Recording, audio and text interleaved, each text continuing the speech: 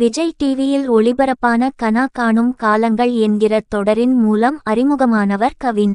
இதையடுத்து சரவணன் மீனாட்சி சீரியலில் வேட்டையனாக நடித்த கவினுக்கு மிகப்பெரிய ரசிகர் பட்டாளமே உருவானது.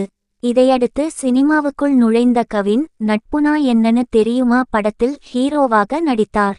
அப்படம் பெரியளவில் வெற்றி பெறாததை அடுத்து மீண்டு சின்னத்திரைக்கு திரும்பிய அவர் பிக்பாஸ் நிகழ்ச்சியில் போட்டியாளராக களமிறங்கினார்.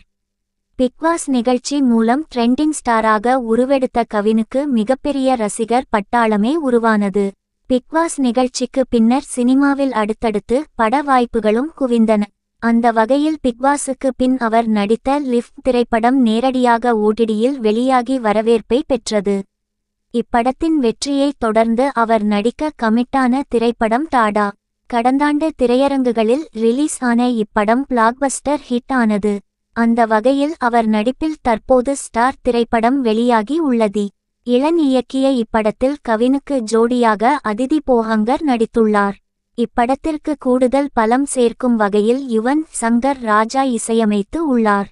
ஸ்டார் திரைப்படம் மிகுந்த எதிர்பார்ப்புக்கு மத்தியில் மே 10 இன் தேதி திரையரங்குகளில் ரிலீஸ் ஆனது.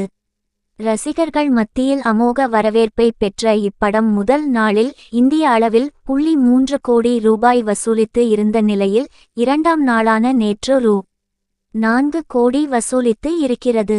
உலகளவில் இப்படத்தின் வசூல் கிட்டத்தட்ட ரூ.10 கோடியை எட்டியிருக்கும் என கூறப்படுகிறது.